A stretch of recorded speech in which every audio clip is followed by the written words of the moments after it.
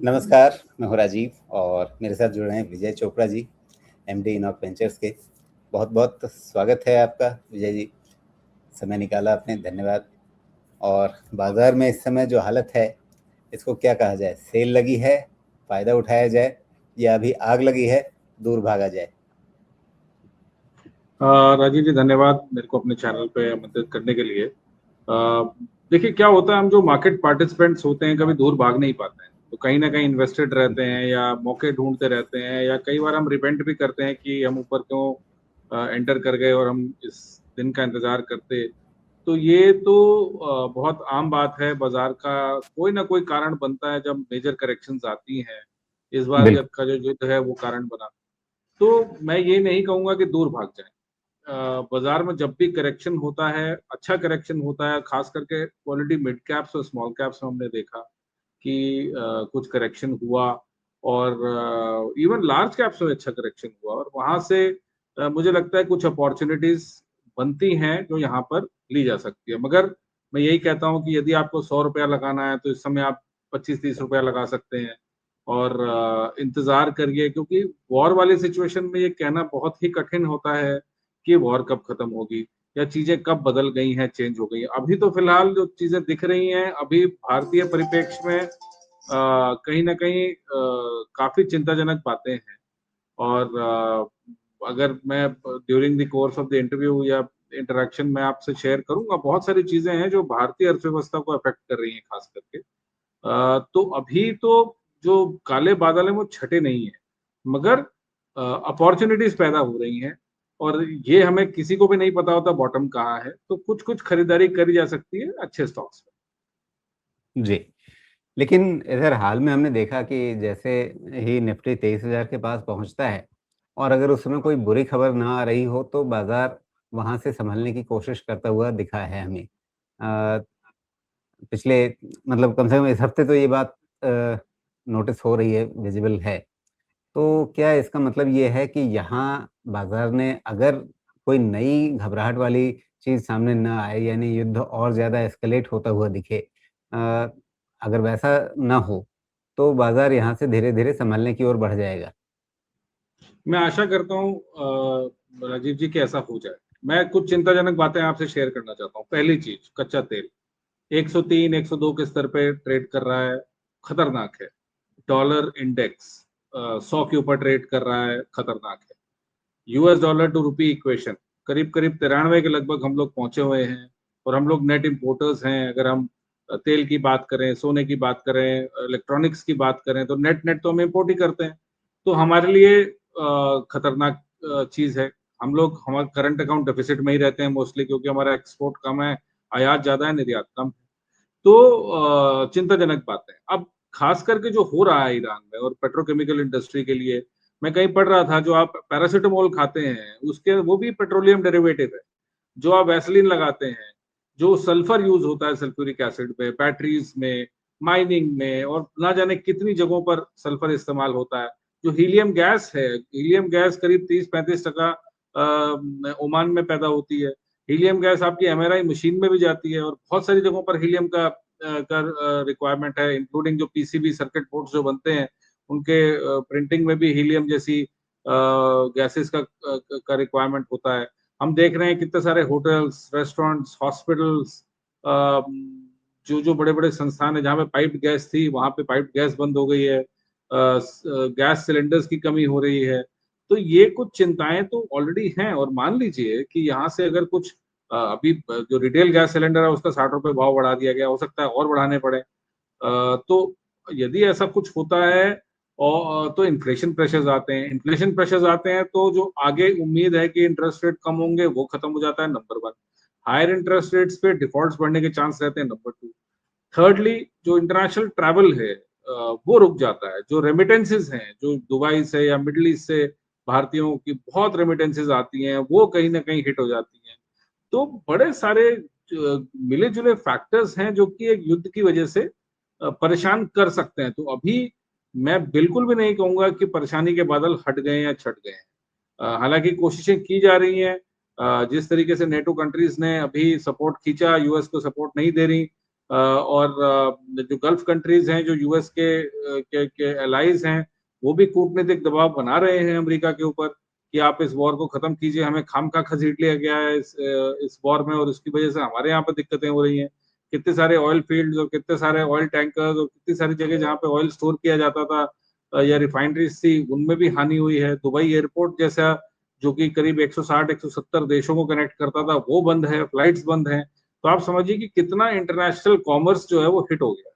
और ये ऐसा नहीं है कि आज युद्ध बंद हो जाएगा तो इमीडिएटली रिफाइनरीज चालू हो जाएंगी। उनमें वक्त लगेगा, उनमें रिपेयर देखना पड़ेगा, मेंटेनेंस करना पड़ेगा, हो सकता है महीना, 2 महीना, 3 महीने का टाइम जाए।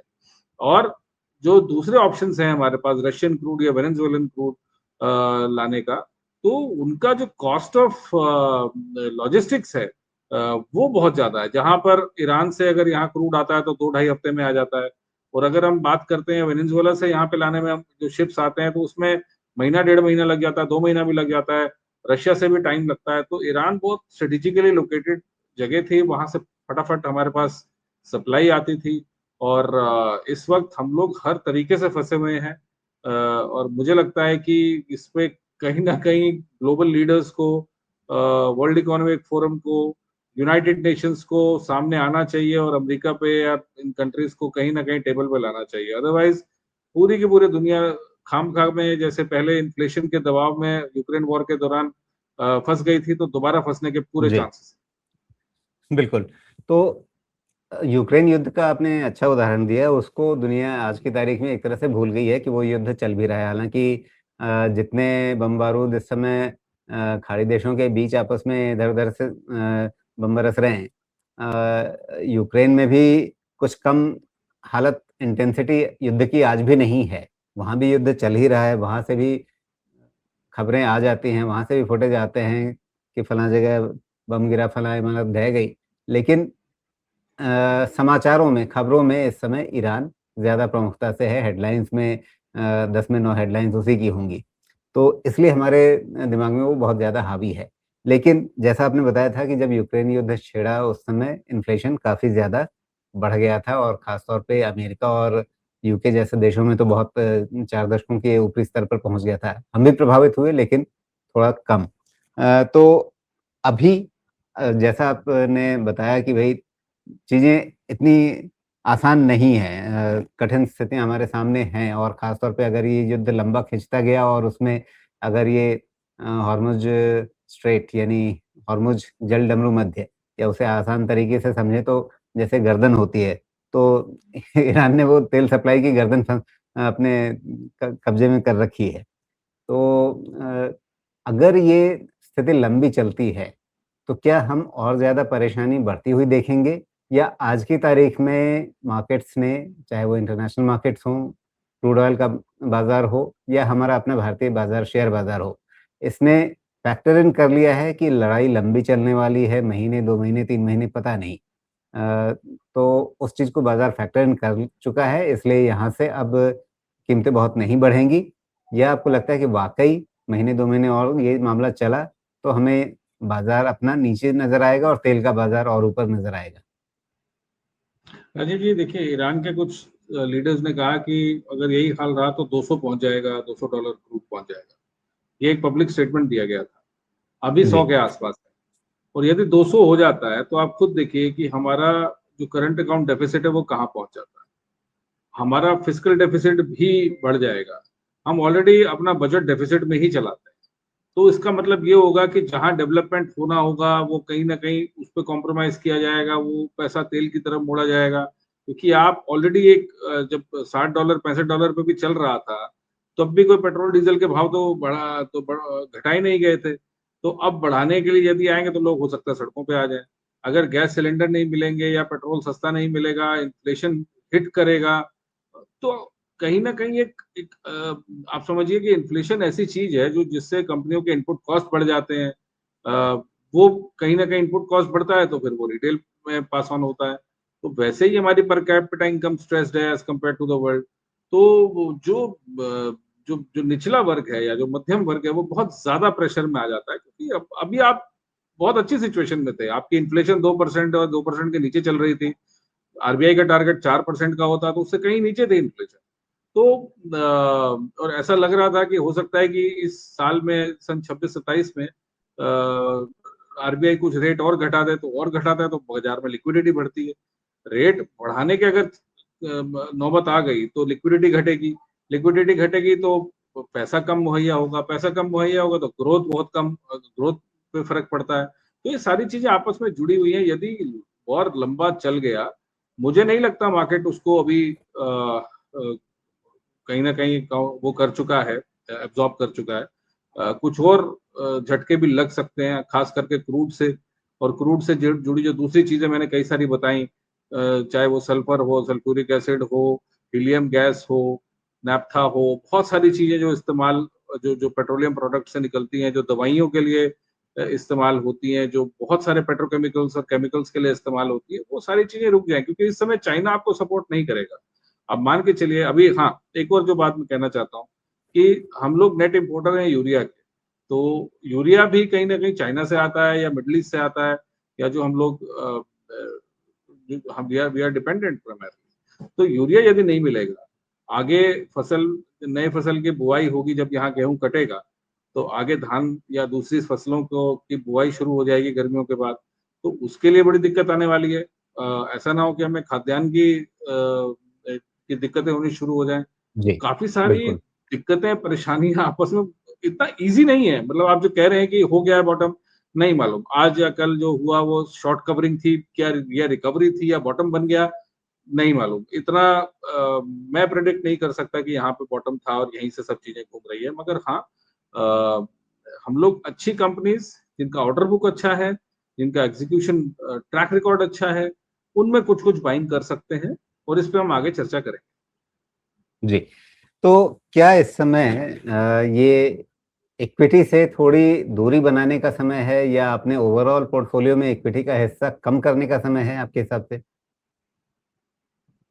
राजीव जी, मैंने जैसे पहले कहा, हम लोग जो भी मार्केट्स में हैं, जो पुराने हैं, मैं नए लोगों की बात नहीं करता जो पिछले 1-2 साल 3 साल में आए हैं, ऐसा और ऐसी तेजी मंदी, मतलब मेरे को याद आता है कि मैंने हर्षद मेहता से लेके केतन पारेख से लेके पहले जो वॉर्स हुई वो लेके 2006 की गिरावट, 2008 की गिरावट, 2020 की गिरावट, या बीच में जो भी कुछ मेजर गिरावटें आई या जो मेजर मंदियां आई, लिमन ब्रदर्स वगैरह जो भी रहा, वो सब देखी हैं। और कभी भी ऐसा नहीं रहा कि हम लोग 100% बाहर थे बाजार से, कभी भी ऐसा नहीं हुआ। हाँ, हम लोगों का टाइमिंग प्रॉफिट बुक करने का ऐसा हुआ कि कई बार हमने अच्छे अच्छे समय पे प्रॉफिट बुक कर लिया, और अपॉर्चुनिटी मिली तो हम लोग घुस गए। मगर एग्जैक्ट बॉटम पे घुसे, वो तो मैं नहीं कह सकता, ना मैं ऐसा क्लेम करूंगा कि हमने एग्जैक्ट बॉटम पे ही सारी बाइंग करी। तो बॉटम किसी को पता नहीं होता, टॉप किसी को पता नहीं होता। हाँ, हम लोग मार्केट जो कहते हैं भाव भगवान है, तो अगर भाव और वैल्यूएशन अच्छी है, तो मुझे लगता है लॉन्गर टर्म में आप पैसा तोड़ेंगे नहीं, पैसा बना के निकलेंगे। पिछला 1.5 साल बहुत टफ था। HDFC bank, L&T, Asian paint, Reliance, ITC जैसी कंपनीज के लिए भी टफ था। ठीक है, जो दिग्गज कंपनीज हैं, जो मोस्टली घर घर में, हर पोर्टफोलियो में दिखाई देती हैं, जो भी पुराने पोर्टफोलियो, तो वहां पे आईटीसी जैसा शेयर, एचडीएफसी बैंक जैसा share, even mutual mutual funds के पास भी आपको खूब भर भर के ये स्टॉक्स मिलेंगे, तो वो भी चैलेंजिंग था। मगर ऐसा नहीं है कि दुनिया खत्म हो गई, भारत खत्म हो गया, भारत की ग्रोथ स्टोरी खत्म हो गई। ये कंपनियां दोबारा लौट के आएंगी, और निश्चित रूप से हम देखेंगे कि इनमें दोबारा तेजी बनेगी। मगर टाइमिंग किसी को नहीं पता होता, तो इसलिए हम लोग उसको स्टैगर्ड बाइंग और स्टैगर्ड सेलिंग करते जी। लेकिन वापस जो यूक्रेन युद्ध की आपने चर्चा की, 4 साल पहले भी हमारे सामने बिल्कुल ऐसी ही स्थितियाँ थी, लग रहा था कि भई सारी दुनिया का सप्लाई चेन रुक गया है, अटक गया है, कहीं से कोई सामान इधर से उधर आना-जाना मुश्किल हो गया है। उस समय मतलब अगर आप इलेक्ट्रॉनिक सामानों को देखें तो वहाँ भी दिक्कत थी, और अगर नॉन इलेक्ट्रॉनिक या जिसको आप कहते हैं कि ट्रेडिशनल इकोनॉमी है, वहाँ भी उसी तरह की दिक्कत देखने को मिली। दोनों तरफ हमें एक साथ दिक्कत देखने को मिली थी। लेकिन दुनिया उससे उभर गई, और युद्ध चल रहा है, लेकिन दुनिया ने अपने-अपने रास्ते निकाल लिए। तो अगर ये युद्ध भी लंबा छिड़ेगा, अगर कई महीनों तक चलने वाला युद्ध ये बन गया, तो दुनिया अपने-अपने रास्ते निकाल लेगी किसी तरह से। हैं। निश्चित रूप से। देखिए क्या होता है राजीव जी, अभी मैं एक रॉयल ऑर्किड होटल्स के मैनेजमेंट को सुन रहा था, टीवी पे उनका शो आ रहा था। तो वो बोले कि हमारे यहाँ पाइप्ड गैस बंद हो गई कुछ कुछ प्रॉपर्टीज में, मगर हमने तरीके निकाल लिए हैं कुछ जिससे हम लोग गैस की बचत कर लेते हैं 30-40%। खाना बन रहा है, गेस्ट हैं, शादी ब्याह होते हैं होटल्स में, इवेंट्स होते हैं, पार्टीज होती हैं। तो देखिए, ह्यूमन रेस की एक खूबसूरती है कि वो अपने आप को अडेप्ट करती है। और अडेप्टेशन हमने ये भी देखा कि कोविड के दौरान सब लोग टी शर्ट और शॉर्ट्स में घर में बैठे हुए थे। उस दौरान भी ऐसा तो नहीं हुआ कि बिजनेस बंद हो गया। टेक्नोलॉजी कंपनीज अच्छा कर रही थी, एफएमसीजी कंपनीज अच्छा कर रही थी। कुछ समय के लिए लगा सब बंद हो गया, मगर जब सब कुछ एक्चुअली बंद था तब भी बंद नहीं था। तो ऐसा नहीं है ये वॉर चली है तो इसमें एकदम से मतलब सब कुछ बंद हो जाएगा। डिसरप्शंस होंगी, हो सकता है 6 महीने डिसरप्शंस रहे, मगर अगर तरीके निकाले जाएंगे, जैसे रशिया से हम क्रूड ले रहे हैं और अमेरिका से यदि हम लोग थोड़ा ढंग से टाइट होकर बात करेंगे, मुझे लगता है कि अमेरिकन को हमारी बात माननी पड़ेगी कि हम रशिया से क्रूड ले सकते हैं। रशिया से क्रूड लेना हमें ईजी है, उसकी रिफाइनिंग कॉस्ट भी कम है एज कम्पेयर वो टू तो हम ले ही वेनेजुएला रहे हैं, क्रूड। वो तो तो हम ले ही अभी भी रहे कर थे रहे हैं, और जो फिर उन्होंने कहा है कि एक जी, एक महीने के लिए हम अलाउ कर रहे हैं, यदि हम लोग उनके साथ टेबल पे रुका ही बैठे कि कब? आप, सॉरी, रुका ही कब? तेल तो रूस से आ ही रहा नहीं है। रुका नहीं है, मगर अभी जो खबरों में आया राजीव जी की उन्होंने कहा कि एक महीने के लिए और अलाउ करते हैं। तो यदि जी। सिचुएशन ऐसी है कि ईरान में लंबा युद्ध अब चल उनके गया, मन का धन है, वो खुश हो लें अपनी शब्दावली पे, अपनी चिट्ठियों पे। हाँ जी, तो मैं वही कह रहा हूँ कि हमारा जो कूटनीतिक दबाव है हम उन पे बना सकते हैं। भारत एक बड़ा कंज्यूमर देश है, तो इंटरनेशनल लेवल पे जो भी है, क्योंकि ये एक हम लोग बिजनेस की बात कर रहे हैं, हम लोग पॉलिटिक्स में नहीं घुसेंगे कि क्या सही है क्या गलत है। मगर मुझे लगता है कि भारत को अपना बहुत स्ट्रॉन्ग फुट रखना चाहिए। जब यूक्रेन वॉर हुआ था तब भी अमेरिका ने इस बात पे सवाल उठाया था कि आप क्यों कर रहे हो। तो हरदीप पुरी मुझे याद है एक इंटरव्यू में बोले थे कि हम अपने देश की एनर्जी सिक्योरिटी के लिए हम लोग काम करेंगे। दूसरा, हम लोग अपने अपने देश को खामखा इन्फ्लेशन में क्यों धक्का दे दें। यूरोप में ऐसा हुआ था कि सारी की सारी फैक्ट्रियां बंद हो गई थी क्योंकि वहां पे गैस सडनली बहुत ज्यादा एक्सपेंसिव हो गई। अब जब बेकरी से लेके फैक्ट्री तक गैस से ही चलती है, घरों में जो हीटिंग होती है वो गैस और ऑयल से होती है, और सडनली सर्दियों के दौरान ये अटैक हुआ था यूक्रेन वाला, तो उनको वहां पे बड़ी दिक्कतें हो गई थी। तो भारत ने बहुत अच्छी तरह मैनेज किया था वो पूरा जो इंटरनेशनल हमारा जो जो अफेयर्स था, और जो भी उन्होंने जिस तरीके से, मगर इस बार मैं बहुत खुश नहीं हूँ द वे जो यूएस का डील हुआ। हालांकि यार भारत ने कहा है कि हम अभी साइन नहीं करेंगे, तो ऐसा ही करना चाहिए। तो मुझे लगता है ट्रंप साहब ने जो भी किया या जो भी कर रहे हैं, जो इवन जो नेटो के कंट्रीज हैं उन्होंने भी अभी हाथ खींच लिया है, तो हमें भी हाथ खींच लेना चाहिए। हम जबरदस्ती किसी की विम्स एंड फैंसीज में क्यों फंसे। उनको कल को वेनेजुएला चाहिए था, फिर वो कहते हैं क्यूबा चाहिए, फिर मुझे ग्रीनलैंड चाहिए, मुझे ईरान चाहिए, मुझे ये चाहिए, मुझे वो चाहिए। तो हम अपने देश की अक्षुण्णता के ऊपर, एनर्जी सिक्योरिटी के ऊपर, फाइनेंशियल बैलेंस शीट के ऊपर क्यों जबरदस्ती प्रेशर बनाएं। और मुझे लगता है हमारे जो भी अगुवे हैं, पॉलिटिशियंस हैं, जो लीडर्स हैं, उनको स्ट्रॉन्ग फुट पे अपोज करना चाहिए अमेरिका को, और बिल्कुल, हमें वो करना चाहिए जो हमारे देश के लिए अच्छा है। बिल्कुल।